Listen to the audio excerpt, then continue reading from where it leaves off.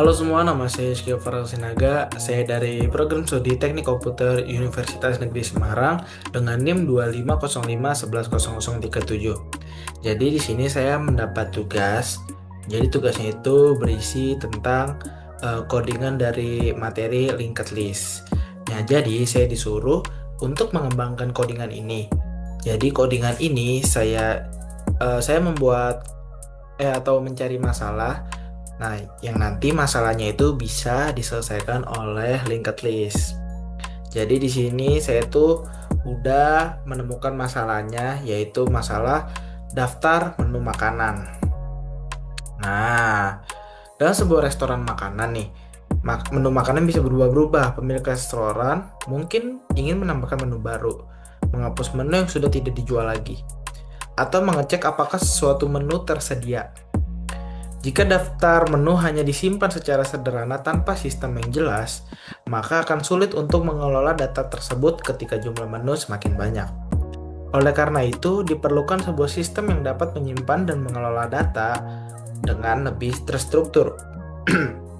Pada program ini, digunakan struktur data linked list untuk menyimpan daftar menu restoran. Linked list dipilih karena struktur data ini memungkinkan penambahan dan penghapusan data dilakukan dengan mudah tanpa harus memindahkan data ini, seperti pada array. Dalam program ini, setiap menu makanan disimpan dalam sebuah node, dan setiap node akan terhubung dengan node berikutnya. Dengan cara ini, semua menu membentuk sebuah daftar yang saling terhubung. Nah, dengan adanya program ini, pengelolaan menu restoran menjadi lebih mudah karena semua data menu dapat disimpan dan diatur secara sistematis. Nah, jadi lanjut kita langsung ke penjelasan codingnya ya. Jadi di sini ada class node. Nah, ini adalah elemen dasar dalam linked list. Tiap node menyimpan dua hal, yaitu data referensi dan referensi ke node berikutnya gitu. Habis itu, pada program ini data digunakan untuk menyimpan nama makanan, sedangkan next digunakan untuk menunjukkan ke node berikutnya dalam linked list. Jika sebuah node adalah node terakhir, maka next adalah bernilai none gitu. Habis itu lanjut ke kelas linked list yang ini. Nah, variabel head yang ini, head di sini, itu digunakan untuk menunjukkan ke node pertama dalam linked list. Semua proses seperti menampilkan data, mencari data, dan atau menghapus data selalu dimulai dari node pertama ini. Terus habis itu kita masuk ke bagian fungsi display yang menampilkan menu. Nah, fungsi ini tuh digunakan untuk menampilkan menu restoran. Program terlebih dahulu memeriksa apakah daftar menu kosong. Jika head bernilai none, maka program akan menampilkan pesan bahwa menu masih kosong. Nah, ini menu masih kosong. Terus bagian berikutnya digunakan untuk menampilkan seluruh menu. Nah, yang bagian ini.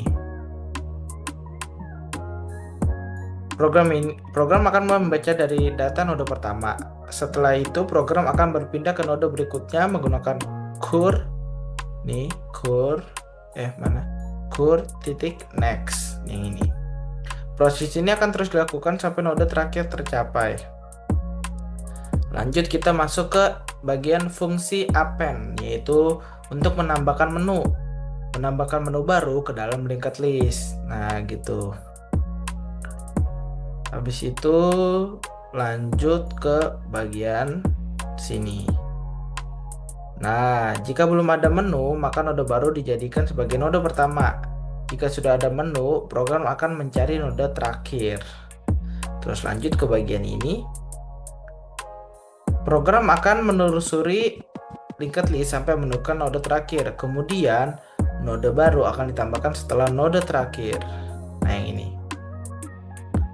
Dengan cara ini, menu baru berhasil ditambahkan ke daftar menu. Lanjut ke bagian fungsi search. Fungsi ini digunakan untuk mencari apakah suatu menu tersedia. Program akan menelusuri linked list satu persatu. Nah, yang ini. Jika data yang dicari ditemukan, fungsi akan mengembalikan nilai true. Jika tidak ditemukan hingga node terakhir, fungsi akan mengembalikan false. Nah, penggunaan lower yang ini bertujuan agar pencarian tidak sensitif terhadap huruf besar atau kecil.